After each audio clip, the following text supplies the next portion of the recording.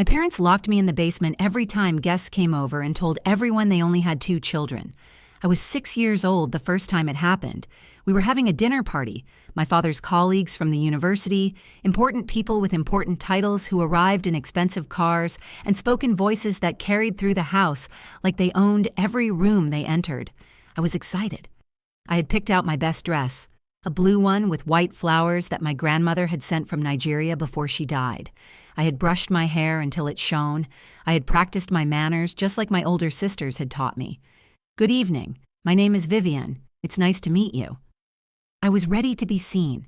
But when the doorbell rang, my mother grabbed my arm. "Come with me," she said, her grip tight enough to leave bruises. "But the guests are here. Come, with me." She dragged me through the kitchen, past the pantry to the basement door. She opened it, pushed me down, the first 3 steps, and looked at me with an expression I had never seen before. Cold, distant, like she was looking at something unpleasant she needed to dispose of. "Stay here until I come get you," she said. "Don't make a sound. Don't come upstairs. Don't let anyone know you exist." "But Mama," she closed the door. I heard the lock click, and then I heard her voice, muffled through the wood, as she greeted the arriving guests. "Welcome, welcome. So good to see you. Yes, the girls are upstairs getting ready. We only have 2, Adana and Kioma. Such blessings. 2. She said they had 2 children, but they had 3. I was the 3rd, and I had just been erased. My name is Vivian Okafor. I am 27 years old. I was born in Columbus, Ohio, to Dr. Emmanuel Okafor and Dr. Patricia Okafor, both professors at Ohio State University, both respected members of the Nigerian American community, both considered exemplary parents by everyone who knew them. Everyone, except me. Because I knew the truth. For 16 years, I was their secret, their shame. The child they pretended didn't exist.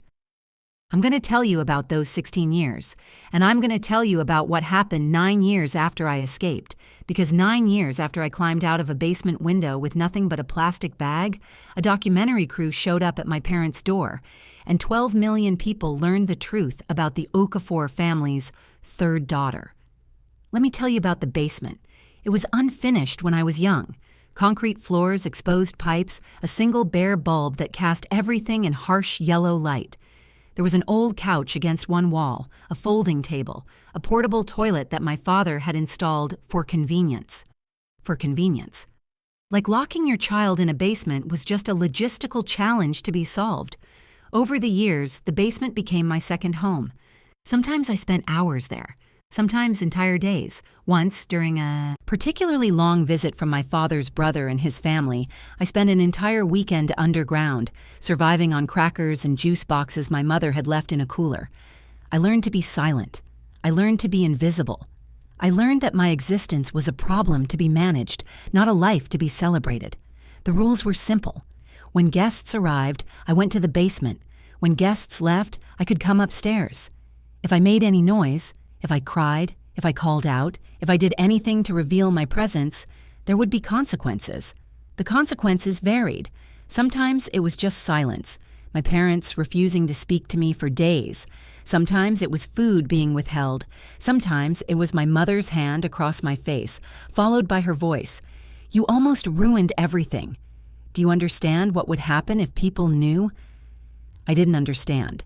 For years, I didn't understand. I was a child. I thought all families had secrets. I thought all children had to earn the right to be seen. It wasn't until I was 12 that I finally asked the question, "Why do you hide me?" My mother was in the kitchen preparing dinner. My sisters were at their piano lessons. My father was at work. It was just the 2 of us, a rare moment of privacy. She stopped chopping vegetables. She didn't turn around. Because you weren't supposed to happen. What does that mean? It means your father and I had a plan, 2 children, a respectable family, a manageable life. And then you came along, and everything changed. But I'm still your daughter. You're a mistake.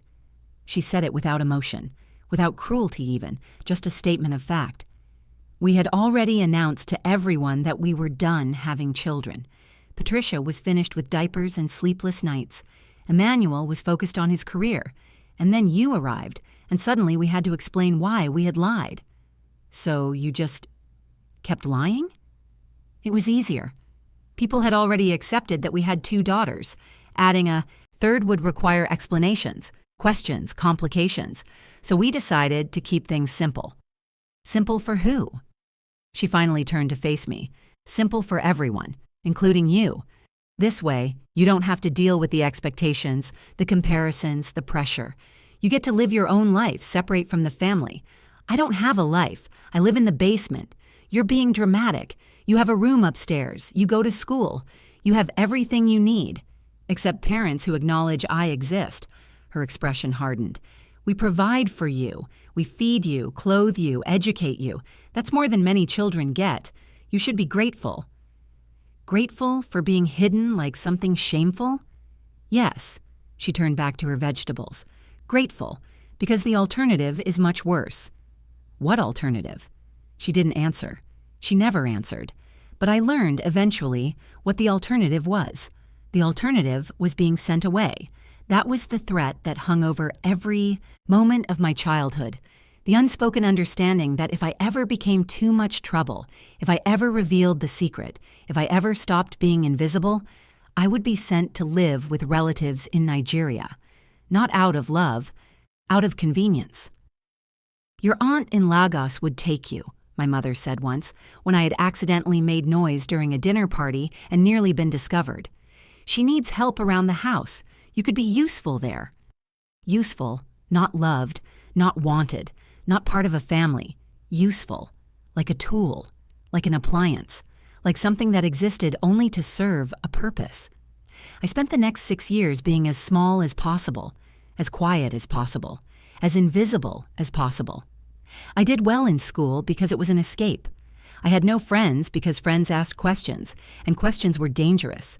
I read books because books didn't require me to explain why I couldn't have anyone over, why I couldn't attend birthday parties, why I seemed to appear from nowhere and disappear just as quickly.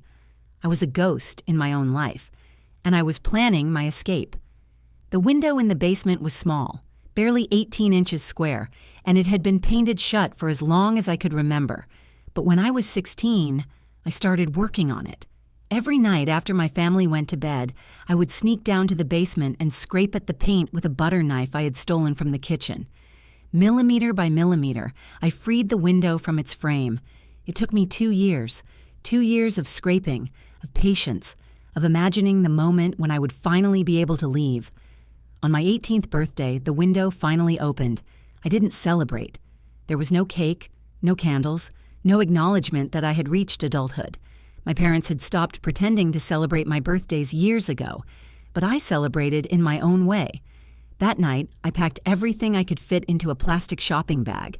2 changes of clothes, my birth certificate, which I had found, hidden in my father's filing cabinet, $127 in cash I had saved from odd jobs, and a photograph of my grandmother, the only person in my family who had ever looked at me with genuine love. I waited until 3 a.m., I crept down to the basement. I opened the window, and I climbed out into the night. The ground was cold and wet.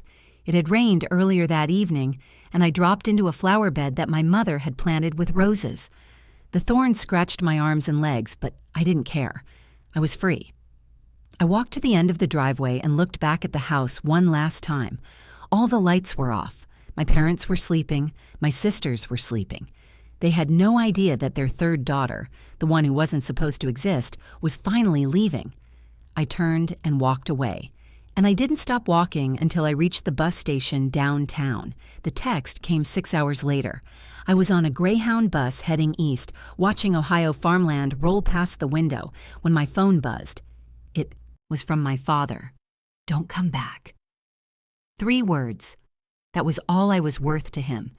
18 years as his daughter, and all he had to say was, "Don't come back." I stared at the message for a long time. Then I deleted my father's number. Then I deleted my mother's number. Then I deleted my sister's numbers. I deleted everyone connected to the family that had never wanted me, and I started over. The first year was the hardest. I arrived in Philadelphia with nothing but my plastic bag and a desperate determination to survive. I slept in shelters when I could find space, on the streets when I couldn't. I ate at soup kitchens and food banks.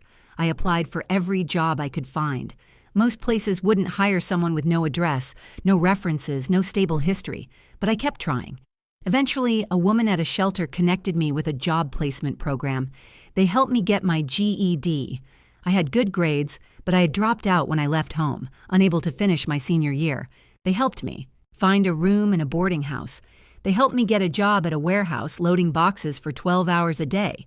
It wasn't much, but it was mine. I worked, I saved, I survived.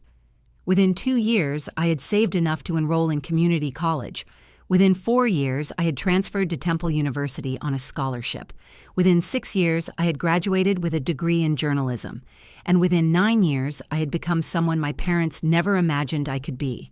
Someone with a voice, someone with a platform, someone who was ready to tell the truth. The documentary idea started as a personal project. I had been working as a journalist for 3 years, first at a small local paper, then at a regional news outlet, then at a national publication that focused on long-form investigative reporting. I was good at my job. I had a talent for finding stories that others overlooked, for giving voice to people who had been silenced. And one day, I realized that the most powerful story I could tell was my own. I pitched it to a documentary production company I had worked with on previous projects. They were skeptical at first. Family Secrets documentaries were a dime a dozen, and most of them were exploitative garbage that hurt everyone involved. But when I showed them my evidence, the documentation I had gathered over the years, the records that proved my existence had been systematically hidden, the photographs showing 2 daughters at every family event while I was nowhere to be seen, they understood. This wasn't just a family secret. This was a study in how seemingly normal, successful people could do unimaginably cruel things to their own children. We spent a year making the documentary. We interviewed experts on child abuse and neglect. We spoke with psychologists about the long-term effects of being denied existence. We tracked down former neighbors, teachers, and family friends who had never known the Okafor family had a 3rd daughter. And we gathered evidence. So, much evidence. Report cards from schools where I was enrolled but never allowed to attend parent-teacher conferences. Medical records from doctor's visits where I was brought in through back entrances to avoid being seen. Photographs from family events where I had been cropped out or hidden behind furniture. Church bulletins listing Emmanuel and Patricia Okafor and their daughters Adana and Kioma, never mentioning me. 16 years of erasure, documented in meticulous detail. The documentary was called The Third Daughter. It premiered on a major streaming platform in October. Within a week, it had been viewed 12 million times. The response was overwhelming. People were horrified. They were outraged. They couldn't understand how educated, respected, seemingly loving parents could treat their own child like something to be hidden. Comments poured in from around the world. "This broke my heart. Vivian, you deserved so much better. I can't believe people like this exist, and they're professors. My parents did something similar. Thank you for giving me the courage to tell my own story. I went to Ohio State. I had Dr. Okafor as a professor. I can't believe this is the same person." The documentary sparked conversations about hidden children, about family shame, about the ways immigrant communities sometimes prioritize reputation over the well-being of their own members. It became more than my story. It became a movement. And then the documentary crew went to my parents' house. We had reached out to my parents during the production. Of course. Multiple times. We sent letters. We left voicemails. We gave them every opportunity to tell their side of the story. They never responded. So on the day the documentary premiered, we sent a crew to their house, not to ambush them, but to give them one final chance to participate. My mother answered the door. She looked older than I remembered. Her hair was graying, her face more lined. 9 years of not hiding a child in the basement had apparently not made her any happier. "Dr. Okafor," the producer asked. "We're from the documentary team. We wanted to give you an opportunity to respond to your daughter Vivian's—" My mother slammed the door, but not before the camera caught her face. The recognition, the fear, the realization that her secret was no longer a secret, that 12 million people had already seen what I told the camera. The footage of my mother slamming the door became one of the most shared clips from the documentary. People analyzed her expression frame by frame.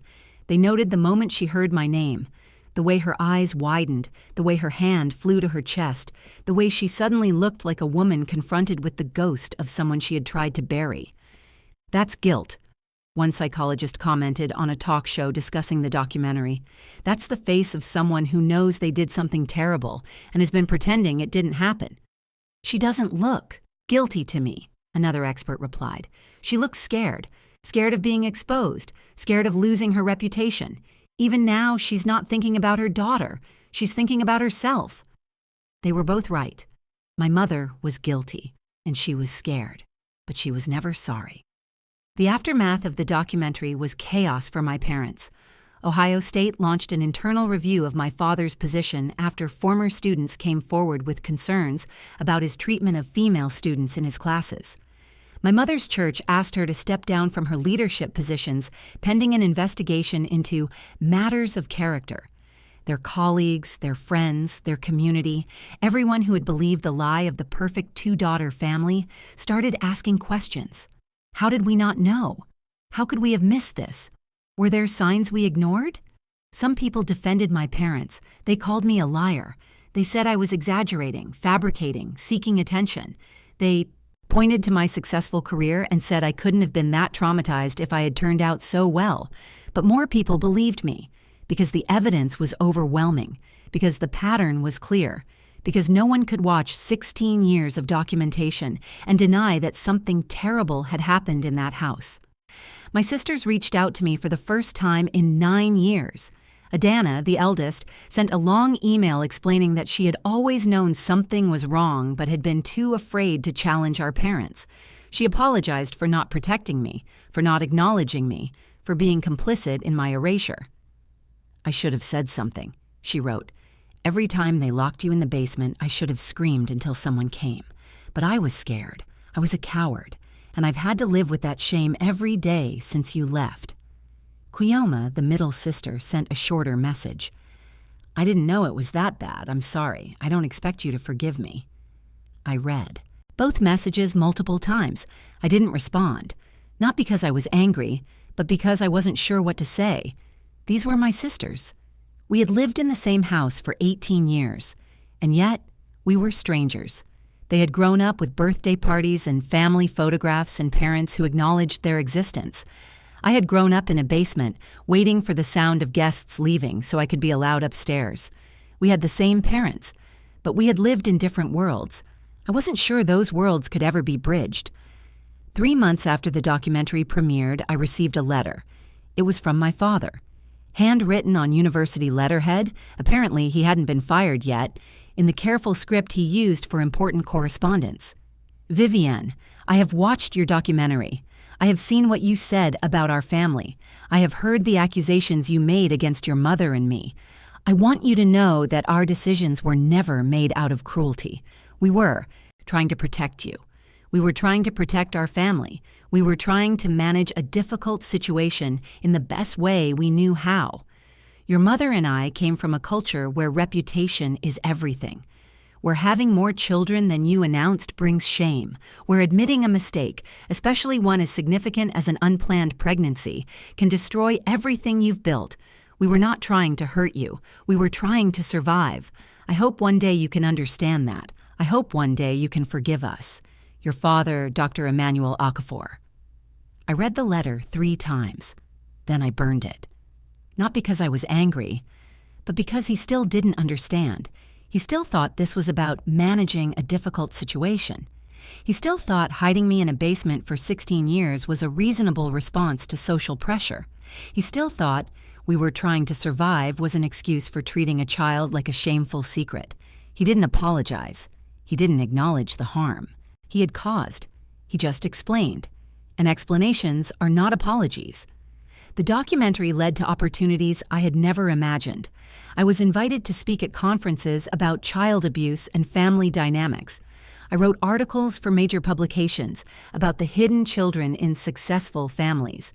I testified before a state legislative committee considering stronger protections for children in abusive households. And I started a foundation, the Third Child Foundation. We provide resources for young people escaping abusive family situations. We offer scholarships for those whose education was disrupted. We connect survivors with mental health services, housing assistance, and job training. In 2 years, we've helped over 300 young people rebuild their lives. Every time I meet one of them, every time I shake the hand of someone who escaped a situation like mine, I think about that basement window. I think about the 2 years I spent scraping paint with a butter knife. I think about the plastic bag I packed with everything I owned. I think about the night I climbed out and never looked back. And I know that everything I suffered was worth it. Not because suffering is good, but because my suffering gave me the tools to help others escape theirs. Last year, I visited Ohio for the first time since I left. I didn't tell anyone I was coming. I didn't contact my family. I just got on a plane, rented a car, and drove to the house where I had spent the first 18 years of my life. It looked smaller than I remembered. The garden was overgrown. The paint was peeling. The perfect facade my parents had maintained so carefully was crumbling. I parked across the street and sat in my car, looking at the basement window I had climbed out of 9 years ago. It was still there, still small, still unremarkable, still the only exit from a prison that no one could see. I thought about knocking on the door. I thought about confronting my parents face to face for the first time since that documentary crew was turned away. But then I realized something. I didn't need to. I had already said everything I needed to say. 12 million people had heard my story. My parents had lost their reputations, their standing, their carefully constructed lie, and I had built a life that proved everything they believed about me was wrong. "You're a mistake," my mother had said, "but mistakes don't build foundations that help hundreds of people." "Don't come back," my father had texted, but I had come back, not to them, but to myself. To the person I had always been underneath the fear and the silence and the years of being told I didn't exist. I started the car. I drove away from the house for the last time, and I felt something I hadn't felt in years. Peace. Real peace. The peace of knowing that I had survived, that I had thrived, that I had turned their shame into my story, and my story into someone else's hope. If this story resonates with you, share it with someone who needs to hear it. Drop a comment telling me where you're watching from and whether you've ever had to prove your existence to people who refuse to see you. Like and subscribe for more stories about survival, truth, and the power of refusing to stay invisible. We only have 2 children. That's what my mother told everyone for 16 years, but they had 3. I was the 3rd, the one they locked in the basement when guests arrived, the one they cropped out of photographs, the one they pretended didn't exist. At 18, I climbed out a basement window with a plastic bag and $127. My father texted, "Don't come back." I didn't. Instead, I built a life, a career, a platform. And 9 years later, I told my story to a documentary crew. 12 million people watched. When the crew showed up at my parents' door asking about their 3rd daughter, my mother slammed it shut. But it was too late. The truth was already out. We only have 2 children. No, Mom, you have 3. And the 3rd one just told the world who you really are.